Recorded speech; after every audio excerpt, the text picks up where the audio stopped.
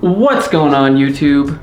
So today's video is going to be an interview with a student currently attending OpenClassrooms, and it's an online code school. They saw my videos, they reached out to me, and they wanted me to interview one of their students. And just to preface this, I'm not shoving anything on anyone, so take everything in this video with a grain of salt. There are other online code boot camps and code schools, Block.io, Thinkful, but today's student is going to be focused on OpenClassrooms, what they do, and how they work. But again, take everything I say with a grain of salt and do your research. So without further ado, let's hop on into the interview. Okay, hold on. I have to clap so I can sync the audio later.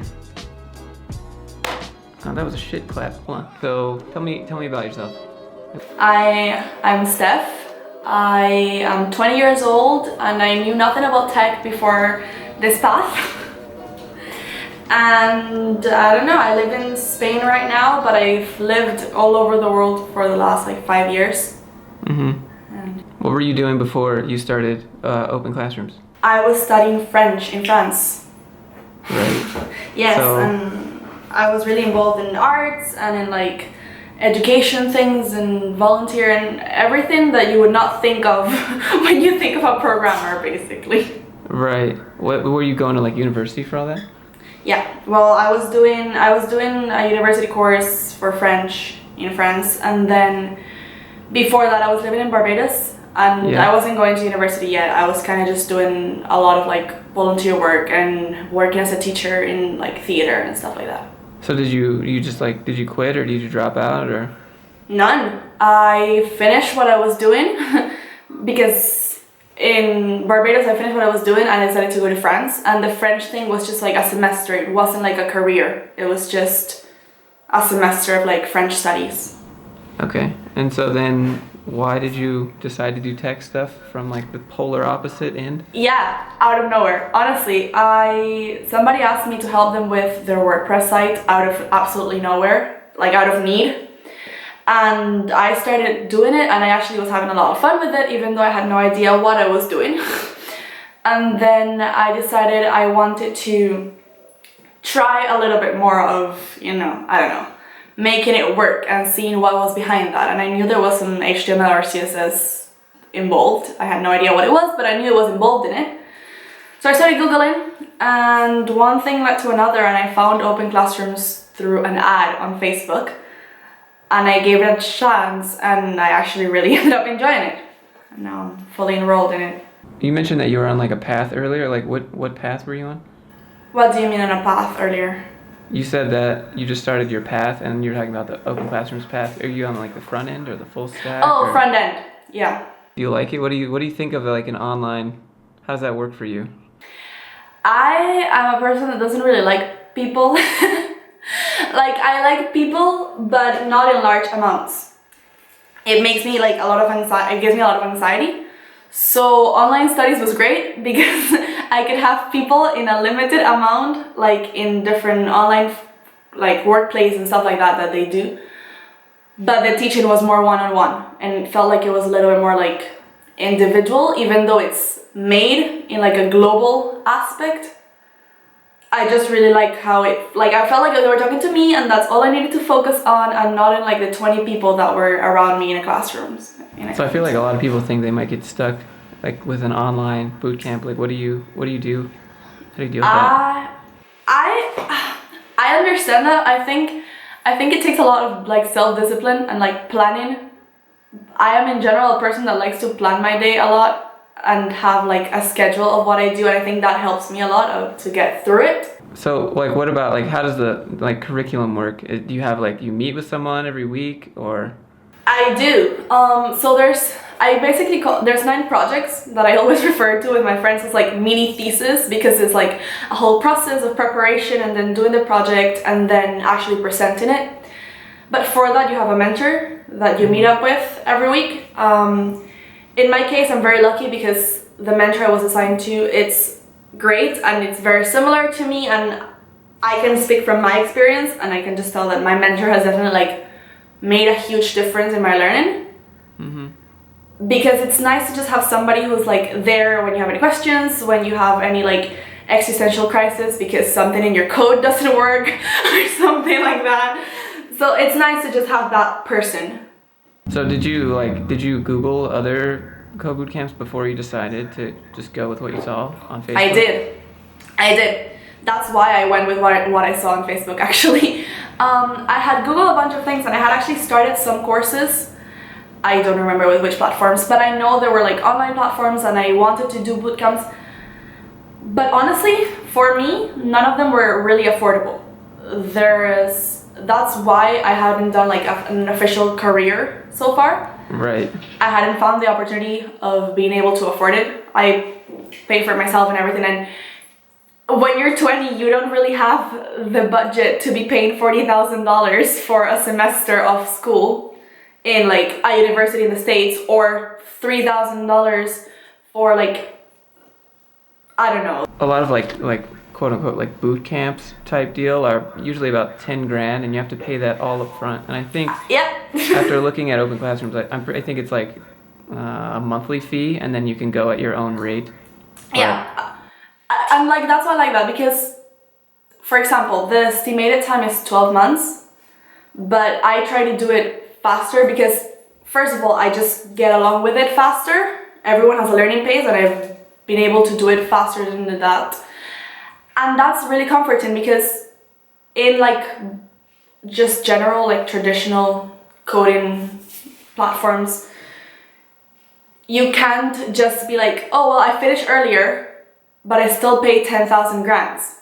Here is, well, if you finish earlier, you paid for what you took. So what do you think about like your job prospects? Like, how's the curriculum? Will it be difficult for you?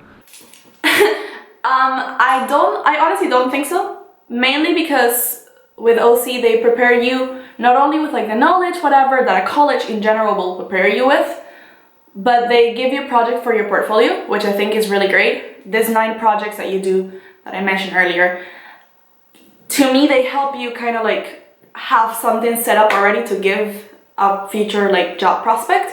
And they have this thing called like job guarantee, which if I don't get a job in 6 months, they refund me with whatever I paid for the path, which I particularly don't know many colleges that do that. I think with this sort of careers, people care a lot more about what you can do than anything else. So if you have a title, like a degree itself, and then you have an actual like proof of, you know, this is what I can do and this is how I can do it, you have a pretty big chance of getting like jobs. I've always thought of like degrees as more of a checkbox for a resume than like do or die type. Like if you don't have this, then no way. So how do the projects work? Okay, so as I mentioned, there's a mentor that helps you throughout like your process, but there's also like validating mentors.